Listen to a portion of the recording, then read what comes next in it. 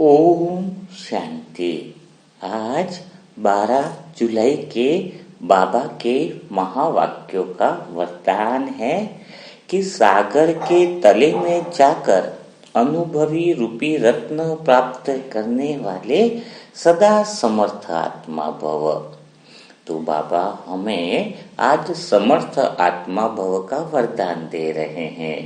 तो हम आत्माएं कहाँ तक समर्थ बनी है उसी बात पर आज विचार सागर मंथन करेंगे और समर्थ आत्मा बनने के लिए हमें किन बातों पर अटेंशन देना होगा। तो सबसे पहली बात है जिससे आप समर्थ आत्मा बहुत आसानी से बन जाओगे। पावरफुल बनना चाहते हो ना, आप समर्थ आत्मा होंगे तो सारे काम भी आपके स्वतः ही हो जाएंगे। तो समर्थ आत्मा बनने के लिए पहला एक उदाहरण के द्वारा हम समझेंगे कि जैसे अगर कोई बोले कि 1,500 स्क्वायर फीट का प्लॉट है, बेचना है तो कितना पैसा आएगा, कितना कीमत आएगा। तो आप क्या बोलोगे कि 1,500 स्क्वायर फीट की कीमत, प्लॉट की कीमत उस चीज पर निर्भर करेगा कि वह प्लॉट कहाँ पर है। क्योंकि अगर गांव में प्लॉट है तो उसकी कीमत अलग होगी, कोई छोटे से तहसील में है तो उसका प्लॉट का कीमत अलग होगी, कोई शहर में है तो उसकी कीमत अलग होगी, कोई बड़े शहर बम्बई जैसे इलाके में है तो प्लॉट की कीमत अलग होगी। तो इस बात पर निर्भर करता है कि प्लॉट कहाँ पर है।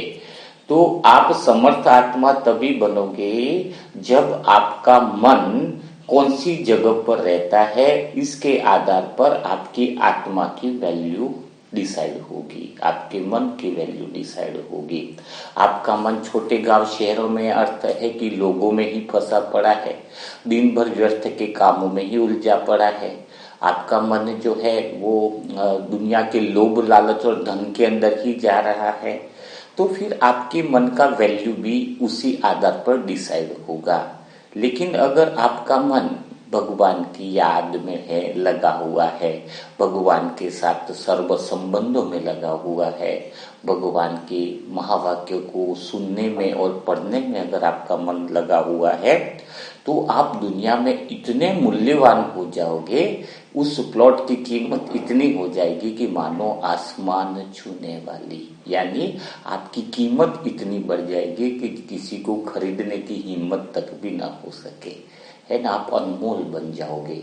तो आपको चेक करना है कि अगर मुझे समर्थ आत्मा बनना है तो मेरा मन कहाँ पर है, अभी हर समय चेक करना होगा कि अभी मेरा मन कहाँ पर है। अगर मन व्यर्थ बातों में लगा है तो आप अपनी वैल्यू लगा दो कि मेरी वैल्यू कोड़ी तुल्य है।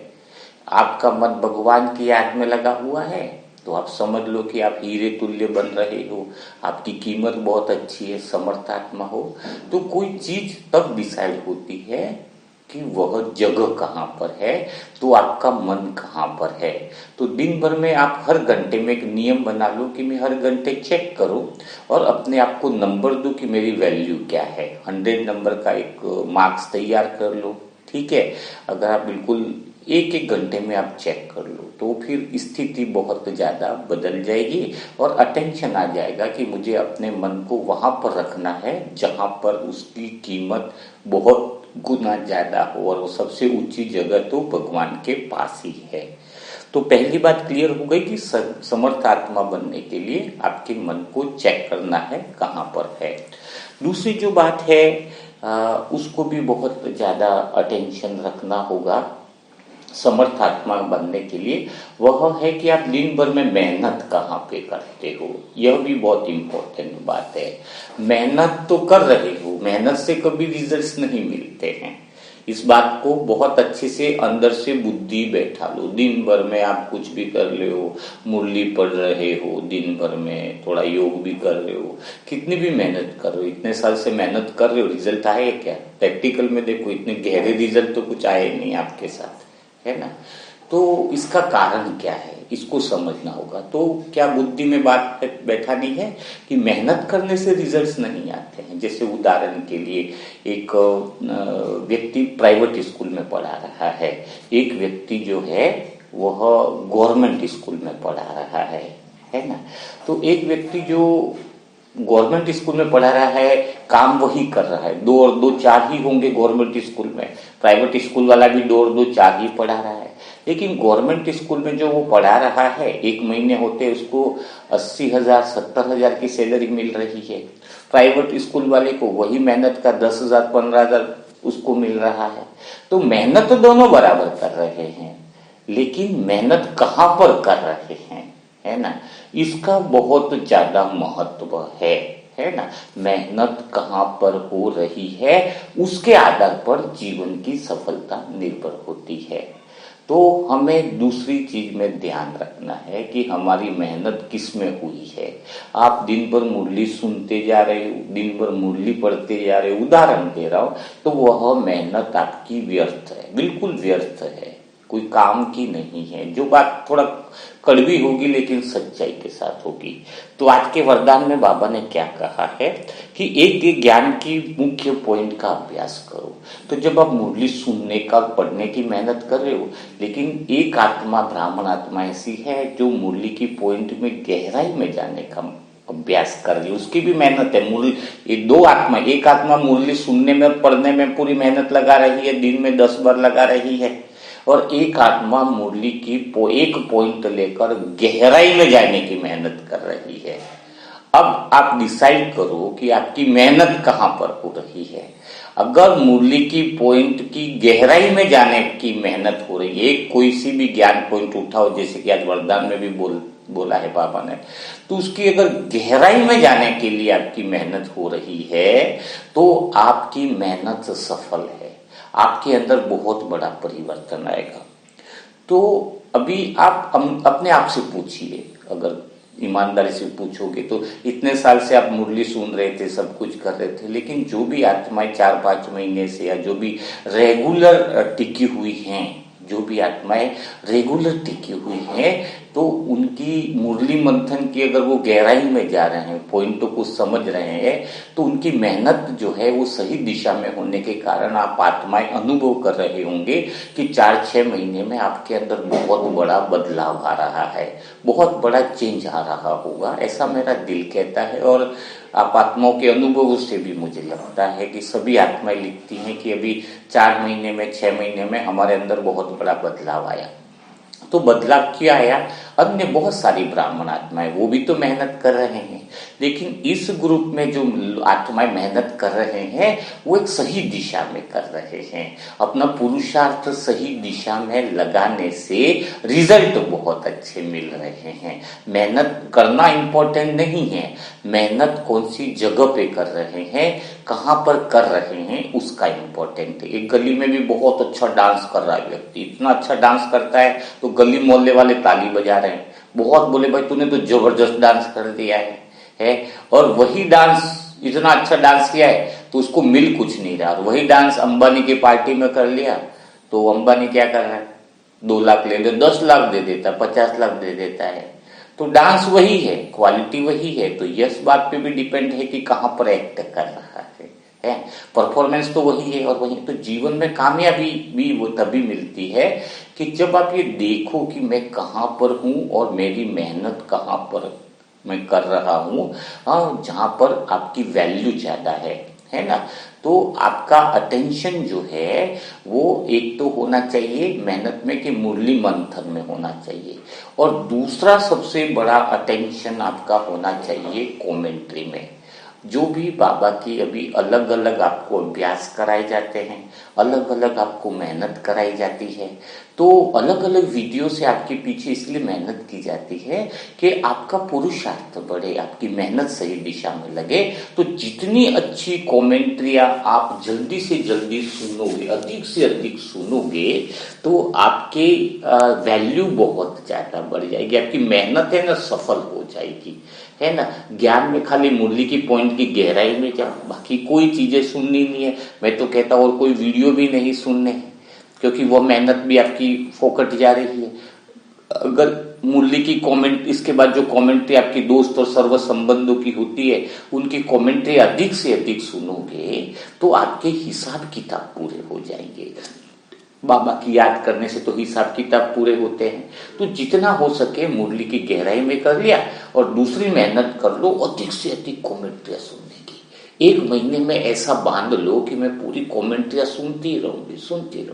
तो इससे क्या होगा कि भगवान के साथ गहरे संबंध बन जाएंगे, इतने गहरे संबंध बन जाएंगे और आपके हिसाब किताब बहुत जल्दी पूरे हो जाएंगे, है ना। अपने मन को बाबा की याद की कमेंट्री में लगा दो, सर्व संबंधों की कमेंट्री में लगा दो।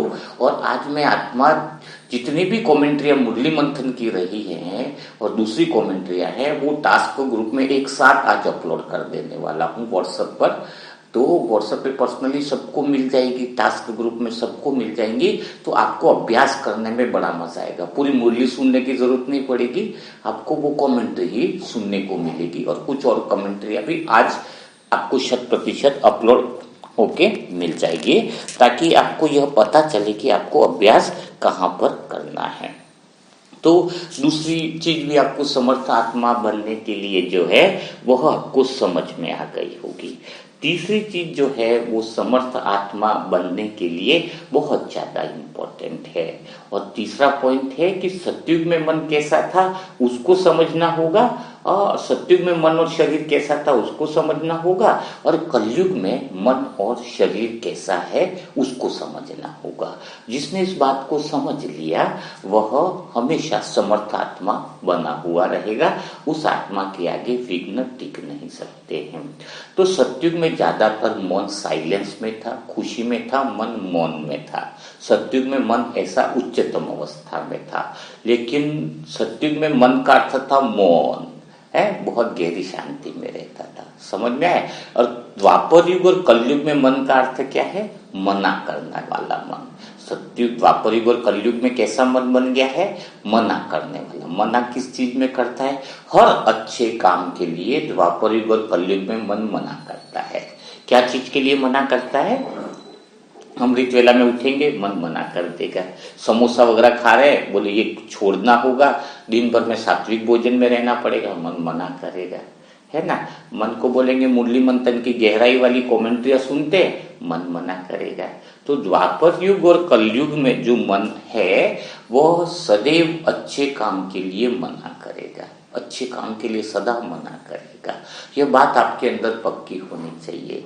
तो आपको करना क्या होगा, ये बात पक्की होगी कि मन मना करने वाला है, तो मन को हाँ कैसे करवा के काम करवाया जाए, मन को कैसे कंट्रोल में या लेवल में लाया जाए। तो उसका तरीका क्या होगा, आपकी बुद्धि में दिव्यता होनी चाहिए, तीव्रता होनी चाहिए, आपकी बुद्धि में समझ बहुत अच्छी होनी चाहिए। तो मन को तैयार कैसे किया जाए, तो मन को तैयार करने के लिए आपको एक काम करना होगा। क्या काम करना होगा, एक उदाहरण के द्वारा समझते हैं। मन और शरीर दोनों को तैयार करना है। जैसे कोई डांस फंक्शन होता है, कोई पार्टी का डांस हो रहा है, शादी ब्याह का डांस हो रहा है, तो कई लोग बड़े मजे से डांस करते हैं दोस्त। लेकिन वहां पर एक दो दोस्त ऐसे हैं जो जरा शर्मीले हैं, वो आ ही नहीं रहे स्टेज पर, वो नहीं जा रहे हैं डांस करने। तो फिर वो आत्माएं क्या करती हैं, कुछ दोस्त आकर के आपने देखा होगा उनके हाथ खींच करके बोलते चलो तुम्हें डांस तो करना ही पड़ेगा। तो आप मना करते नहीं नहीं नहीं नहीं नहीं, नहीं हम नहीं आएंगे। ठीक है, थोड़ी देर डांस होता है, फिर आपके दोस्त की नजर आप दोनों पर पड़ती है और फिर आकर के हाथ खींच करके लेके जाने की कोशिश करता है, चलो चलो, बोले नहीं नहीं हम यहाँ ठीक है, हम नहीं ठीक है, ऐसा करते हैं। आपने देखा है ना, कुछ लोग ऐसे होते हैं। लेकिन वो दोनों दोस्त क्या करते हैं, अंदर उनको भी लालसा हो जाती है कि एक बार और हमारा हाथ खींच के बोले कि चलो, तो फिर तो हम चले ही जाएंगे, है ना। और तीसरी बार का इंतजार करते हैं और थोड़े समय बाद वो दोस्त उनको खींच के ले जाते हैं और फिर वो भी डांस करते हैं। लेकिन फिर वो डांस ऐसा करते हैं कि सभी लोग रुक जाते हैं, लेकिन वो दोनों रुकने का नाम नहीं लेते हैं, है ना। तो वो दोनों दोस्त कौन हैं जो बाद में तैयार हो गए, वो दोनों दोस्त हैं आपके मन और शरीर, है ना।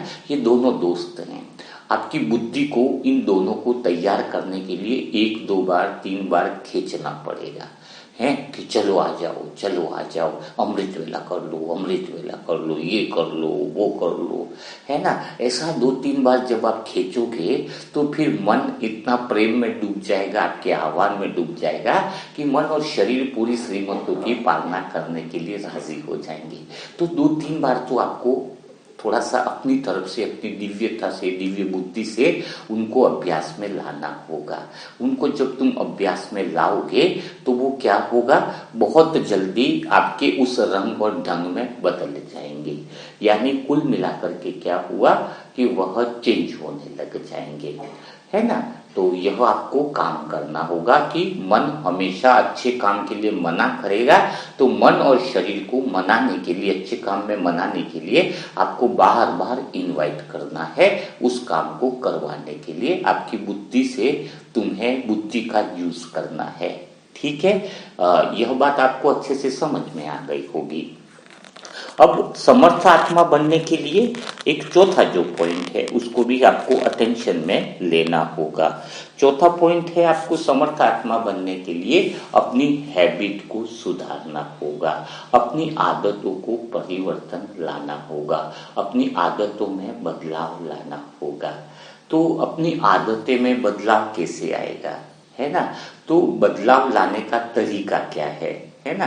अब जैसे सुबह उठना चाहते हैं तो सुबह उठ ही नहीं पा रहे हैं अमृत वेला में, क्रोध को शांत करना चाह रहे, शांति आ ही नहीं रही है, तो फिर करे तो करे क्या है। योग करना चाह रहे लेकिन योग तो कर ही नहीं पा रहे हो, तो उसके लिए एक फार्मूला है, उसको आप नोट कर लीजिए डायरी में, जिससे आप समर्थ आत्मा बन जाओगे, बहुत पावरफुल समर्थ आत्मा आप बन जाओगे। ये फार्मूला है GST। क्या फार्मूला है, इसको नोट कीजिए, GST।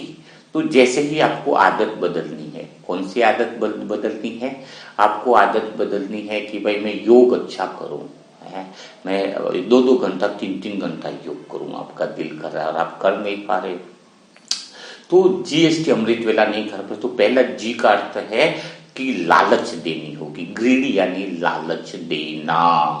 लालच क्या देनी है, एक ही लालच देनी है कि अगर मैंने योग कर लिया तो मेरा अंत समय भी बहुत बढ़िया होगा।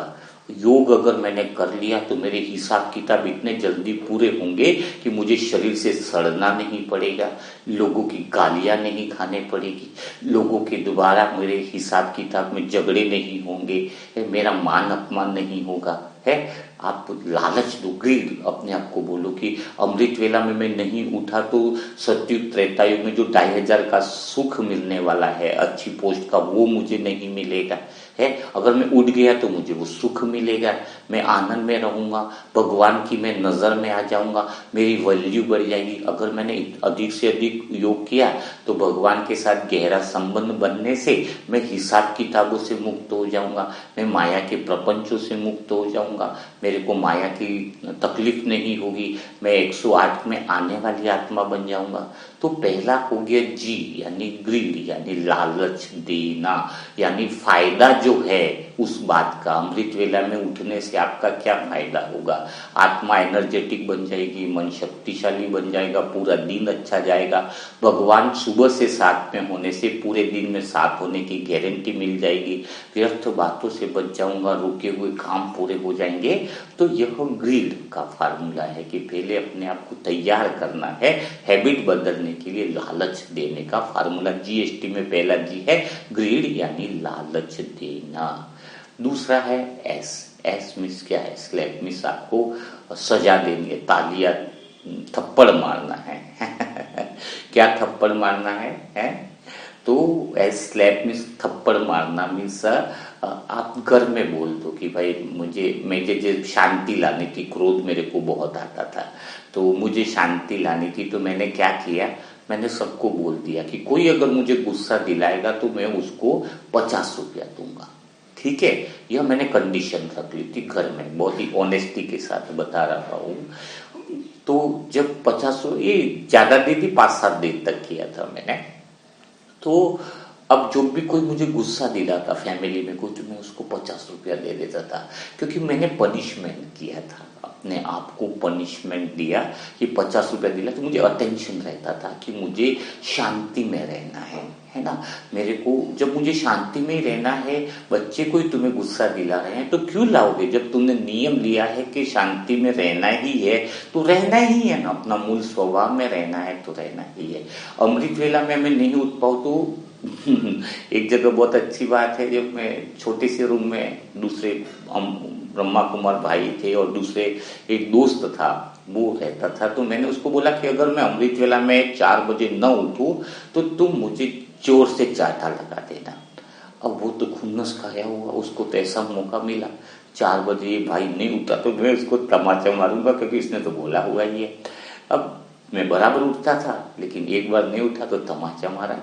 मेरी वो थप्पड़ ऐसी थी कि आज तक अमृत वेला मिस होने का नाम नहीं है ना। तो कहने का अर्थ क्या है, अपने आप को सजा दे रहे हैं। सदगुरु को भी बोल रखा कि जब भी मैं गलती करूं तो चाटा मारो, तो सदगुरु आकर के जैसे श्रीमत का उल्लंघन दे धड़ाधड़ 3 चाटे मुझे मार देते हैं। तो मुझे अनुभव होता है कि सदगुरु के ये चाटे मेरे जीवन की सीख है ना। तो अपने आप को पनिशमेंट करो। मुरली मंथन नहीं सुना, चाटे खाओ, सदगुरु के 3 चाटे खा लो तो आपका दिमाग एकदम तेज हो जाएगा। अपने आप को पनिशमेंट करो कि हे सदगुरु मुझे गलती होगी, मुझे सजा दे दो। अभी सजा खा लेंगे तो भविष्य में नहीं खानी पड़ेगी। और अनुभव करो कि सदगुरु खींच के 3 चाटे लगा रहा है, तो वो 3 चाटे आपके मन बुद्धि और संस्कार को तीनों को क्या कर लेंगी, लेवल में ले आएंगी। तीसरा चीज है GST, टी है ना। टी यानी थंडर यानी डर, अपने अंदर एक तरह से डर पैदा करना है। उस काम को अगर नहीं किया तो आपके जीवन में क्या क्या भुगतना पड़ेगा। जैसे मुरली मंथन नहीं किया, मुरली नहीं सुनी तो भगवान की बातें नहीं सुनोगे तो आपकी बात भगवान कभी नहीं सुनने वाला है। अगर आपने योग नहीं किया, भगवान से शक्तियां नहीं ली तो आप माया के प्रभाव में आ जाने वाले हो। तो हर बात का आपको बिल्कुल थंडर मीन्स डर होना चाहिए, कब कब पीसी होनी चाहिए कि अगर मैंने ये नहीं किया तो मुझे क्या क्या नुकसान होने वाला है। तो इस बात को भी आपको अटेंशन देना होगा। तो ये GST का फार्मूला आपको देखना है। समर्थ आत्मा आप कैसे बने, इस बातों को आपको समझाया गया है। वैसे समर्थ आत्मा बने कैसे, उसके लिए तो इतनी सारी पॉइंट है, लेकिन आपको इतनी पॉइंटें सार रूप में समझाई गई है तो उसको आपको रिपीट करके बार बार डायरी में लिखना है। तो कौन कौन सी बातें बताई गई, पहली तो जगह की वैल्यू यानी आपका मन कहाँ पर है उस बारे में इम्पोर्टेंट है। दूसरी बात बताई कि आपको मेहनत कहाँ पे करनी है ना, मेहनत सही जगह पे होनी चाहिए। तो मुरली की पॉइंट की गहराई में और योग में मेहनत करनी है। तीसरी बात आपको क्या बताई थी कि मन और शरीर को तैयार करना है। वो पहले हर अच्छे काम के लिए मना करेंगे तो उनको 2-4 बार 5 बार इनवाइट करना है ना। और लास्ट की चीजें आपको क्या बताई गई कि अच्छे हैबिट को बदलने के लिए, समर्थ आत्मा में आदतें बदलनी है तो GST का फार्मूला आपको यूज करना है। जी मिस लालच, एस मिस क्लैप यानी स्वयं को थप्पड़ सजा देनी है, पनिशमेंट देनी है। और टी का अर्थ भी आपको बताया कि हमें उस डर को भी पैदा करना है कि इसकी वजह से मेरा लॉसेस क्या होगा। तो ऑटोमेटिकली आप जो है वो बहुत ऊंचाई पर और समर्थात्मा बन जाओगे। तो अब समय आ गया है और समर्थात्मा बनने के लिए हम भगवान से योग लगाए, हमारी मेहनत भगवान की तरफ हो, हमारी मेहनत भगवान की याद की तरफ हो। तो 1 मिनट का ब्रेक लेते हैं और भगवान की याद में रहकर हम जो है वो समर्थात्मा बनेंगे। तो 1 मिनट के लिए ब्रेक है, अपने आप को तैयार कर लो, शरीर को रिलैक्स कर लो। उस स्थिति का अनुभव करने के लिए भगवान के साथ गहरी बातों और गहरी यादों में जाने के लिए तैयार हो जाओ।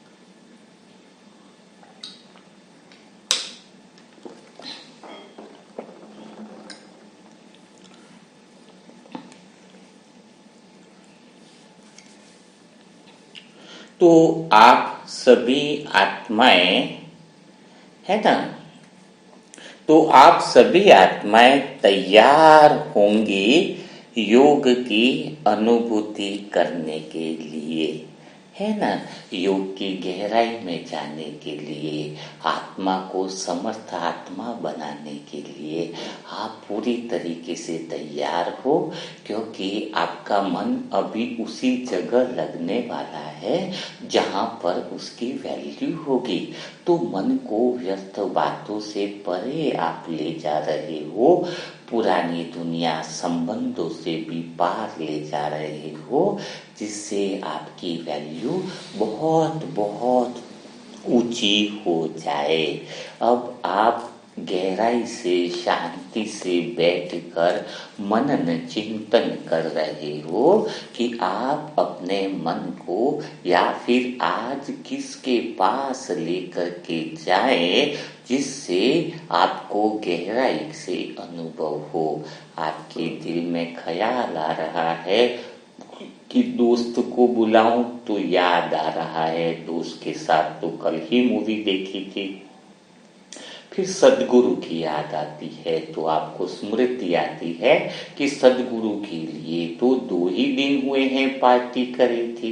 फिर मीठे बाबा की याद आती है तो बाबा को बुलाऊं, तो बाबा में भी आपको दिल में ख्याल आता है अभी तो बाबा के साथ पिकनिक करी थी।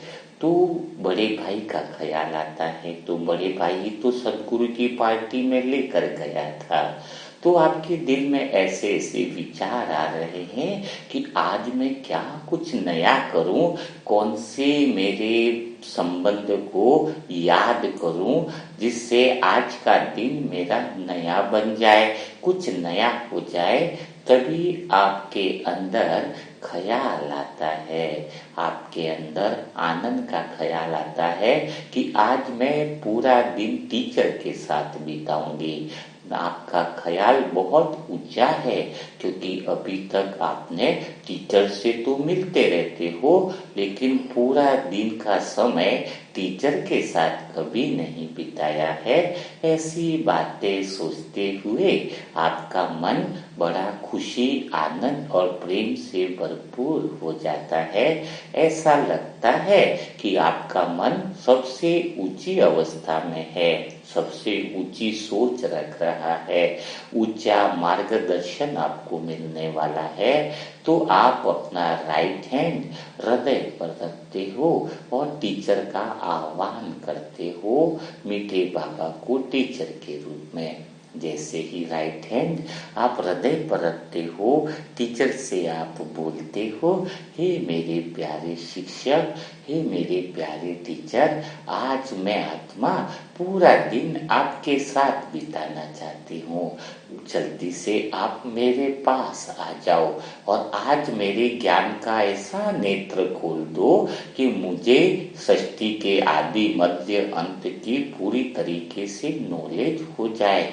मैं इसको सीखने के लिए तैयार हूँ।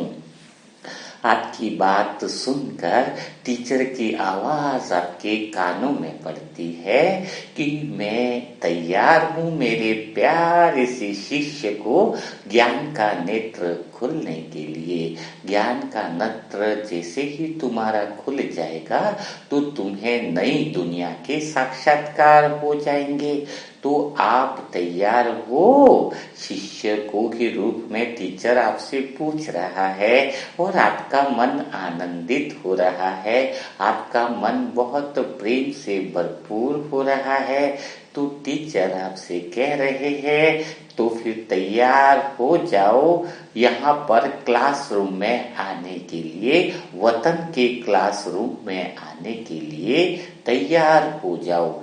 10 मिनट में आप तैयार हो करके यहाँ वतन के क्लासरूम में आ जाओ।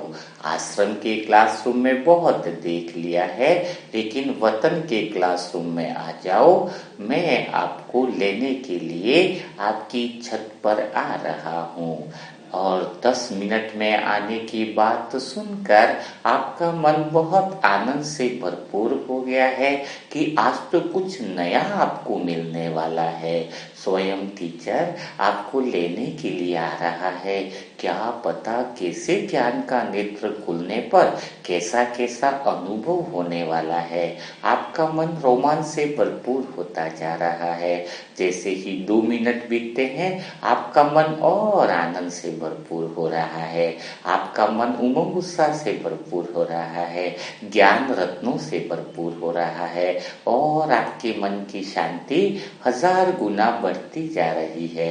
जैसे जैसे 6-7 मिनट हो रहे हैं आपके आसपास का वायुमंडल एक एनर्जी से भरपूर हो गया है। आपके सर से वह ज्ञान की ऊर्जा आपके हृदय में पहुंच गई है और हृदय से निकलकर पूरे कमरे में चारों तरफ ज्ञान का प्रकाश फैल रहा है। वो टीचर की ज्ञान की ऊर्जा पूरे रूम से होते हुए पूरे घर के कोने कोने में फैल रही है। आपके आसपास का प्रकाश आपके मन को शांति से भर रहा है, गहराई में ले जा रहा है और जैसे ही 9 मिनट होते हैं आपके अंदर आपकी शांति 1000 गुना बढ़ गई है।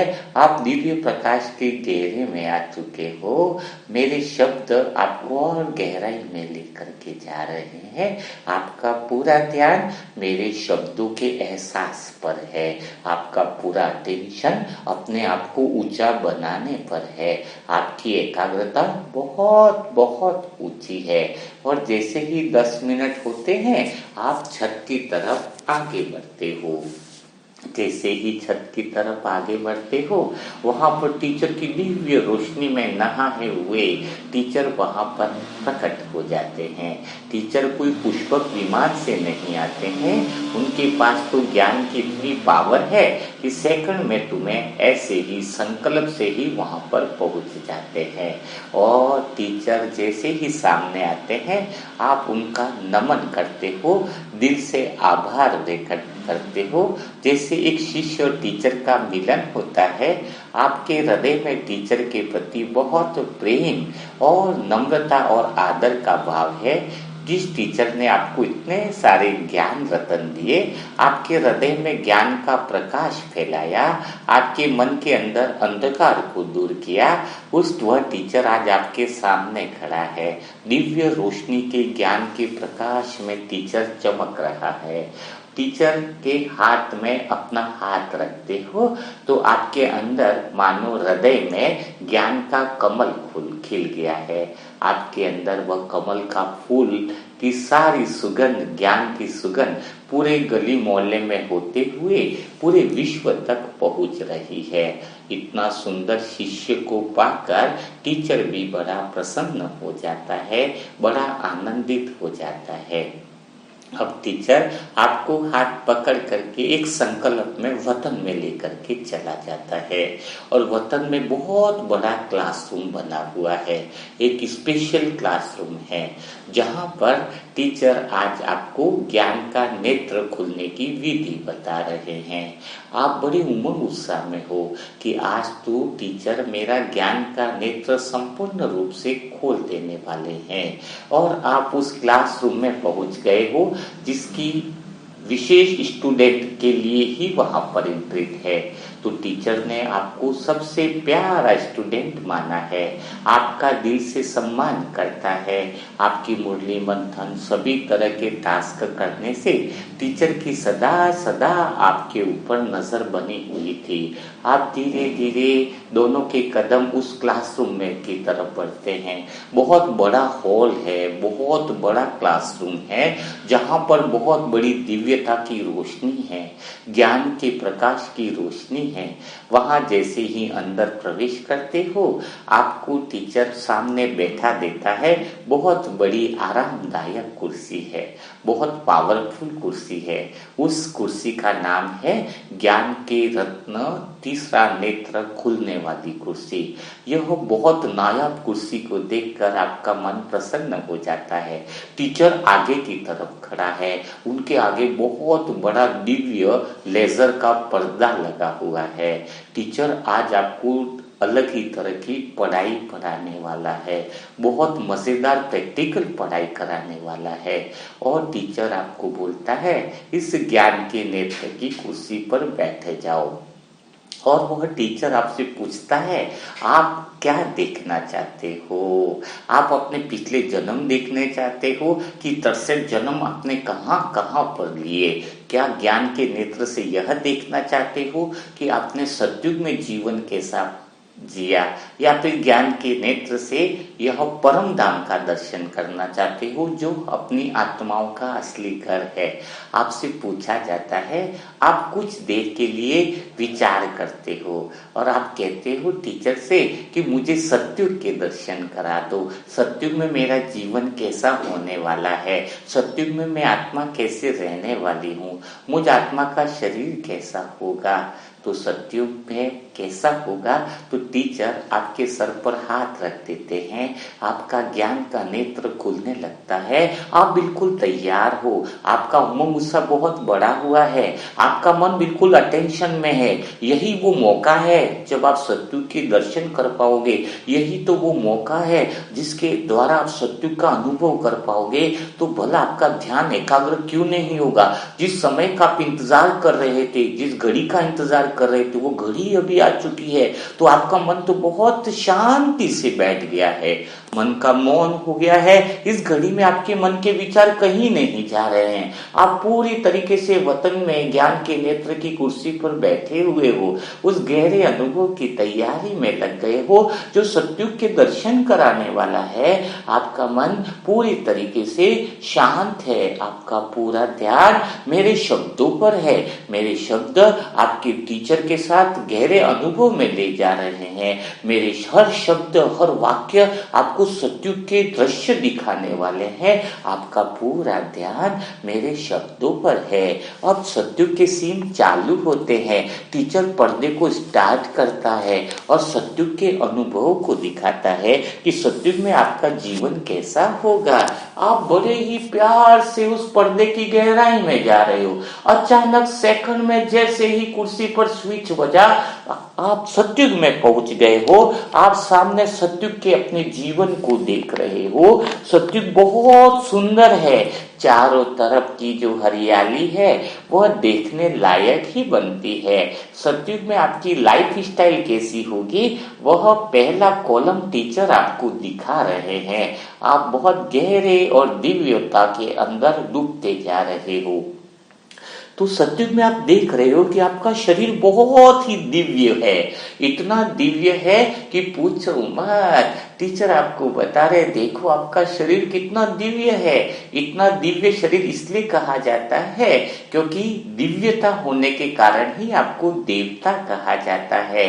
आपके शरीर का हर एक अंग एकदम फिट है, एकदम बहुत फिट परफेक्ट तरीके से बनाया हुआ हो, मानो नाक कोई लंबी हो चौड़ी हो ऐसा नहीं, कान टेढ़ा हो ऐसा नहीं। हर एक शरीर का अंग दिव्यता से तो भरपूर है ही, लेकिन शरीर का हर एक अंग आपका परफेक्ट बना हुआ है। आपको देखकर बड़ी प्रसन्नता होती है, आप बहुत और गहराई में जाते हो। आपके दिव्य शरीर को देखकर आप बड़े प्रसन्न हो जाते हो, आपको बहुत अच्छा अनुभव होने लगता है। शरीर की यह दिव्यता और आकर्षण नेचुरल ब्यूटी है। आपके शरीर की सुंदरता बहुत दिव्य और अनोखी है। शरीर का हर एक अंग बिल्कुल परफेक्ट होने के कारण आपको बड़े आनंद की अनुभूति होती है कि सतयुगी मेरा जीवन कितना बढ़िया होगा। सतयुग में आपका मन बिल्कुल खुशी से भरपूर आपको दिख रहा है। खुशी से इसलिए भरपूर दिख रहा है क्योंकि सतयुगी जीवन में आपको वहां पर बिल्कुल दिखाई दे रहा है, टीचर दिखा रहे हैं कि वहां कोई अप्राप्त वस्तु ही नहीं है। वहां पर सोने के महल, घूमने के लिए बगीचे हैं और उड़ने के लिए पुष्पक विमान है, काम करने वाली दासियां है। तो वहां पर आपके पास कोई चीज अप्राप्त वस्तु नहीं होने के कारण आपका मन सदा आनंद और खुशी से भरपूर है। वहां पर योग करने की जरूरत नहीं है, लेकिन आपका मन सदा योग में ही लगा हुआ है। कहते हैं ना कि कोई पढ़ाई करता है तो कोर्स करने के बाद उसको पढ़ाई की जरूरत नहीं रहती है, वह पढ़ाई उसके अंदर चली जाती है।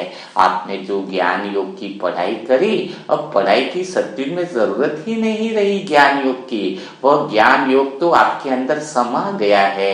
आपका मन सदा योग युक्त है। योग युक्त होने के कारण मन स्थिर है और खुशी के अंदर सदा आनंद में रह रहा है। आपका मन बहुत आराम महसूस कर रहा है, ऐसा आराम जिसकी हम कल्पना नहीं कर सकते हैं। सुबह आप वहां पर भी उठ जाते हो, सुबह की 3 बजी है, 3:30 बजी है, आप बिना किसी अलार्म के स्वतः ही उठ जाते हो। कोई उठा नहीं रहा है और उठोगे भी क्यों नहीं। सत्य में आपका दृश्य आप देख रहे हो, शरीर की कोई थकान नहीं है, ऐसा ऑफिस का कोई काम नहीं किया है जो थकान हो, इसलिए आपकी नींद बहुत अच्छे से पूरी हो जाती है। आपका जीवन में कोई जिम्मेदारियां नहीं है, आप सारी जिम्मेदारियों से मुक्त जीवन को देख रहे हो। तो जैसे ही आप सुबह उठते हो तो बिल्कुल आराम से 5-10 मिनट अपने शयन कक्ष में बेड पर ही बैठे रहते हो, आराम से उठते हो। सुबह उठने का आनंद मानो बिल्कुल रिलैक्स है, यह आपका नेचुरल आदत है। सुबह जल्दी उठने की आदत है।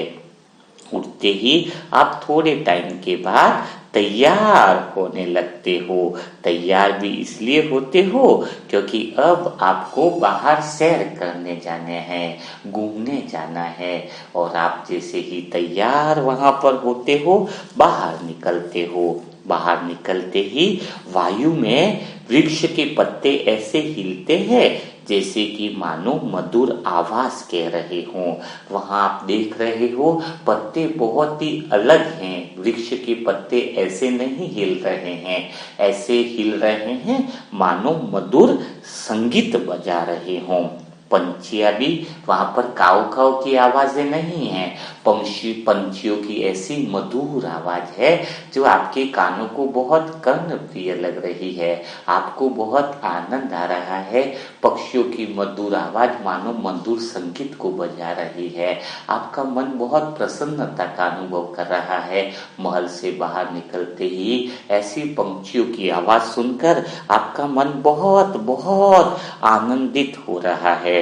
आपका तैयार होकर जैसे बाहर ऐसे लग रहा है कि आपका जीवन पूरा बेफिक्र बादशाह की तरह है। फिर घूमने के लिए बाहर जैसे ही आप निकलते हो तो बहुत बड़ा आनंद आ जाता है। तैयार होने के लिए आपके पास बहुत सारी वहां पर दासियां हैं, हर एक दासी अलग अलग है, हर एक काम के लिए अलग अलग दासी बनी हुई है, लेकिन हर एक दासियां बिल्कुल हल्के रूप में, उनको ऊपर भी काम का वजन नहीं है। लेकिन कुछ दासियां, आप रॉयल फैमिली का जन्म है आपका, रॉयल फैमिली का जन्म होने के कारण कोई दासी आपका बाल बनाती है, कोई दासी आपको अच्छे से खेल खिलाती है, कोई दासियां कपड़े पहनाती है, हर काम के लिए अलग अलग दासियां हैं। लेकिन हर एक दासियां मानो सखी के रूप में आपका साथ देती हैं। आप इतनी रॉयल फैमिली में हो, आपकी फैमिली में 4 ही लोग हैं, तो बहुत ज्यादा दासियों को कोई काम इतना नहीं रहता है, वो बड़े आनंद के साथ आपकी सेवा करती हैं, हर एक बात का ख्याल रखती हैं। और जब आपको तैयार करके जब आप बाहर की तरफ घूमने के लिए बाहर आते हो तो बाहर बहुत अच्छे अच्छे अलग अलग तरह के विमान हैं, हर एक विमान का आकार बहुत अलग अलग है। कोई विमान पुष्प के आकार का है, तो किसी विमान की आकृति पंछी की तरह है, तो किसी विमान की आकृति हृदय की तरह है। जैसे ही आप बाहर अलग अलग विमानों को देखते हो तो हर एक विमान अलग अलग तरीके से बना हुआ है। जैसे 2 जनों को घूमने के लिए अलग विमान है, पूरे ग्रुप में जाने के लिए अलग विमान है, बहुत दूर जाने के लिए और अलग विमान है, पार्टी में जाने के लिए अलग विमान है, घूमने जाने के लिए अलग विमान है। बहुत सारे पुष्पक विमान, सभी विमानों की लाइन लगी हुई है। और आप कोई एक विमान लेते हो। विमान को चलाने की विधि बहुत आसान है। मानो कोई बच्चा भी उस विमान को चला लेता है। आप नॉर्मल बटन दबाते हो, ऑटोमेटिक एनर्जी के साथ वह विमान चलता है। फ्यूल कम होने की, पेट्रोल खत्म होने की कोई चिंता ही नहीं है और आप तैयार हो जाते हो उस विमान में चलने के लिए। बहुत आनंद के साथ आप बिल्कुल मजा लेते हो। और जैसे ही विमान के साथ आप एक बहुत बगीचे में, सुंदर बगीचे में उतरते हो, वहाँ की खुशबू बहुत नेचुरल है। खेलने के लिए अलग अलग गेम बने हुए हैं जो आपके शरीर की वर्जिश, एक्सरसाइज करा देते हैं। शरीर की एक्सरसाइज हो जाती है। बगीचे में ही कुछ बुद्धि के खेल भी हैं। बुद्धि के खेल ऐसे हैं जो आपकी बुद्धि को बढ़ाते हैं। वहाँ पर बगीचे में कुछ नज़दीक रॉयल फैमिली के लोग भी आते हैं जो आपसे प्यार से बातें करते हैं। वहाँ पर बगीचे में आपके सभी परिवार के ही लोग हैं। कितना आनंद आ जाता है। और सबसे बड़ी बात है, घूमने की भी ड्रेस आपकी अलग होती है। जैसे ही आप वापिस बगीचे में घूमकर खुशबूदार फूलों की सुगंध वगैरह लेकर जैसे ही वापिस महल में आते हो, तो महल में आने के बाद आप घूमने की ड्रेस जो है वह निकाल देते हो। और घूमने की ड्रेस निकालने के बाद आप नई ड्रेस पहनते हो और थोड़े टाइम के बाद आप राजधानी के कार्य करने के लिए निकल जाते हो। पूरे राज्य दरबार का काम बड़े आसान विधि से वहां पर होता है। आप अनुभव कर रहे हो, अपने आप को देख रहे हो। आप पूरी तरीके से सत्युगी अपने जीवन में डूब चुके हो। इतना प्यारा अनुभव आपको हो रहा है। आप इतनी रॉयल फैमिली की आत्मा बन रहने वाली हो। ऐसा साक्षात्कार देखकर आपका मन प्रसन्नता से भरपूर हो चुका है। आप रॉयल फैमिली की आत्मा बिल्कुल वहां पर सोने चांदी के जेवरात, सोने के जेवरात बनते हैं, कपड़े के लिए बाजार है, लेकिन आपके लिए तो पर्सनल जेवरात वाले सुनार तैयार हैं। आपके लिए हर एक जेवरात बनाने के लिए पर्सनल सुनार तैयार किए गए हुए हैं और पूरे साम्राज्य के अंदर लेन देन से ही काम हो रहा है। यानी चीजों के द्वारा जिस परिवार में जिसको आवश्यकता है वह चीज के बदले चीज दी जा रही है। लेकिन आप राजधानी का कार्य पूरे प्यार से चला रहे हो, किसी तरह से किसी पर कोई दबाव नहीं दे रहे हो। मानो बहुत आनंद आ रहा है, आप बहुत प्रसन्न हो। पूरा विश्व के अंदर आप सभी आत्मा एक साथ रहती हो, लेकिन विश्व के अलग अलग स्थान आपके पिकनिक के लिए बने हुए हो। जहाँ पर आप पिकनिक के लिए घूमने जाते हो, वहाँ पर पढ़ाई भी आपकी रॉयल तरीके से हुई है। वहाँ पर सिर्फ ज्योग्राफी और चित्रकारी आपको पढ़ाई गई है। ज्योग्राफी और हिस्ट्री में क्या बताया गया है कि विश्व में पिकनिक स्पॉट कहाँ कहाँ पर है। बाकी के सारे स्थान आपके घूमने के लिए बनाए गए हैं, लेकिन वहाँ के पहाड़ बिल्कुल अलग दिख रहे हैं। पहाड़ में ऐसी आकृतियां बनी हुई है, ज्यादातर पंछियों की आकृतियां हैं, कोई पुष्पक की आकृतियां हैं, कोई फूल की आकृतियां हैं। जैसे जैसे अलग अलग स्थान अलग अलग ब्यूटी के कारण प्रसिद्ध हैं। आपको उसकी सारी नॉलेज होने के कारण आप मर्जी चाहो तब वहां पर घूमने के लिए निकल जाते हो।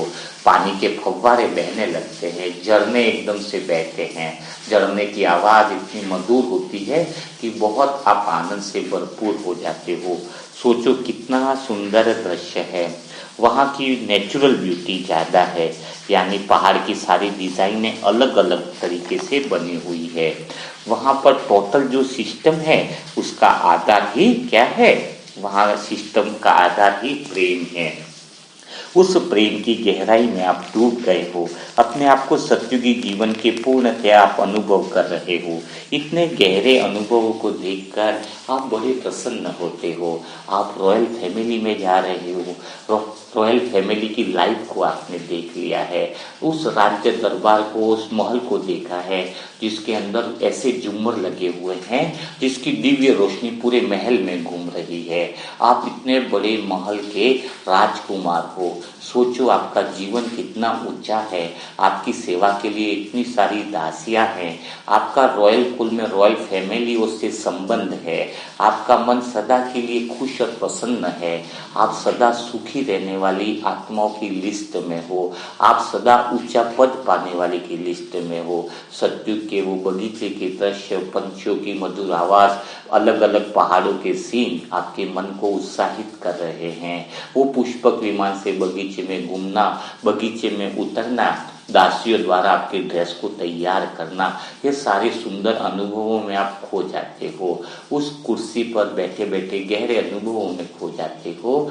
और टीचर पर्दे को क्लोज करता है तो भी आप उस गहरे अनुभवों में खोए हुए हो कि सतयुग का कितना मनमोहक दृश्य था, सतयुग का सीन कितना सुंदर था।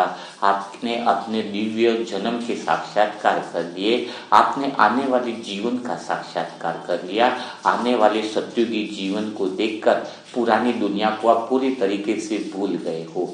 पुरानी दुनिया की कोई भी बातें अभी आपको याद नहीं है।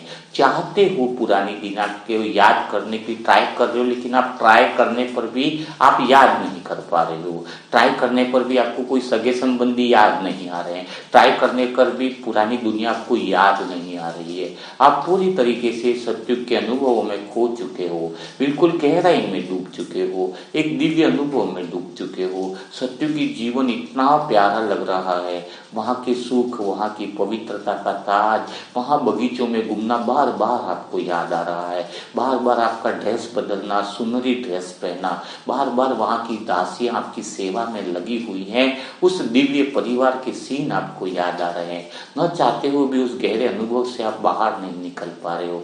आप बहुत गहराई में डूब गए हो, उस सतयुगी जीवन में डूब गए हो, बहुत परम आनंद में डूब गए हो। फिर टीचर आपको आकर आपका हाथ पकड़ता है और आपको वापस अपने अनुभव में लाता है। धीरे धीरे आप मूल अवस्था में आते हो और कुर्सी से खड़े हो जाते हो और टीचर को कोटि कोटि शुक्रिया अदा करते हो, इतना सुंदर अनुभव कराने के लिए, इतना सुंदर दृश्य दिखाने के लिए, इतने सुंदर अनुभवों में ले जाने के लिए, उनके भविष्य का, आपके भविष्य का दर्शन कराने के लिए, आने वाले जीवन का साक्षात्कार कराने के लिए, रॉयल फैमिली का साक्षात्कार कराने के लिए, अपना पद पोजीशन का साक्षात्कार कराने के लिए आप टीचर को कोटि कोटि शुक्रिया अदा करते हो। और फिर टीचर से विदा लेकर टीचर खुद आपको वापिस संकल्प के द्वारा वापिस छत पर लाकर छोड़ता है और टीचर विदा लेता है कि बस यह ज्ञान का प्रकाश, यह दिव्य अनुभव के प्रकाश पूरे विश्व में फैला दो, नई सतयुगी सृष्टि के निर्माण के कार्य में अपनी शक्ति को लगा दो, ऐसा वचन लेकर वह आपसे विदा लेता है। धीरे धीरे आप छत से नीचे उतरते हो, वापिस अपनी कुर्सी पर आकर के बैठ जाते हो, अपने रूम में आ जाते हो। लेकिन अब आप बिल्कुल बदल चुके हो, आप पहले जैसे नहीं रहे। आपके अंदर दिव्य शक्ति और ऊर्जा आ गई है, ज्ञान का प्रकाश आ गया है। आप आत्मा सतयुग के चक्कर लगा करके आई हो, नए जीवन का साक्षात्कार करा के आए हो। अब आप पूरी तरीके से चेंज हो चुके हो और धीरे धीरे आप अपने मूल अनुभव में आते जा रहे हो, बहुत गहरे अनुभव में खोते जा रहे हो। तो आज की कमेंट्री आपको कैसी लगी, आज का मुरली मंथन कैसा लगा, वह कमेंट बॉक्स में बहुत अच्छे से जरूर लिखिएगा और कोशिश कीजिएगा कि इस महीने कम से कम 4 आत्माओं को अपने जैसा आप बनाओ। मनसा सेवा ग्रुप से जुड़कर जो टास्क आप कर रहे हो वो 4 आत्माओं को कराओ। आज से एक महीने का टारगेट आपको दिया जाता है। अगले महीने की जो 12 तारीख होगी, उस एक महीने में 4 आत्माओं को अपने जैसा बनाना है, उसको पूरी तरीके से तैयार करना है। अगर आप 4 आत्माओं को महीने में अपने जैसा बना देते हो तो ये बाबा का है, वादा है। अगर आपने 4 को तैयार कर लिया तो आप सतयुग में बहुत ऊंचा पद लाने की गारंटी में आ जाते हो। जो ज्ञान आपने लिया है, अगर उसका यूज न करो, उसको इम्प्लीमेंट न करो, लोगों तक अपने आप 400 को ज्ञान मत दो, सिर्फ 4 को अपने जैसा बना दो, ग्रुप में जोड़ो। इससे क्या फायदा है उसको, वो ग्रीड लालच बताए ना, तो उससे उसको क्या फायदा होने वाला है, वो फायदे की बातें उसको गिनाओ। तो जो आत्मा 12 जुलाई से 12 तारीख या 12 जुलाई से 12 अगस्त तक एक महीने तक अपना टास्क को पूरा करेगी, 4 आत्माओं को अपने जैसा बनाएगी, वो व्हाट्सएप में यस लिखे, मैं आत्मा उसके रजिस्टर में बाबा के भगवान के रजिस्टर में उसका नाम लिखूंगा। और अगर 1 महीने में 4 आत्माओं को अपने जैसा बना दिया तो मैं आत्मा आपसे वादा करती हूँ कि उस आत्मा को विशेष भगवान की तरफ से वह गिफ्ट मिलेगी जो आप कल्पना नहीं कर सकते हो। तो क्या आप तैयार हो अपने जैसा बनाने के लिए? तो व्हाट्सएप में भी आपको लिखना है और कमेंट बॉक्स में आपको क्या अनुभव हुए, है ना, वह भी सारी बातें आपको लिखनी है। और जो नई आत्मा ग्रुप से जुड़ना चाहती है उसके लिए मोबाइल नंबर है 7202921969। तो कल फिर हम मुलाकात करेंगे ऐसे ही गहरे मूल्य मंथन के साथ। तब तक के लिए सभी भाई बहनों को ओम शांति, ओम शांति।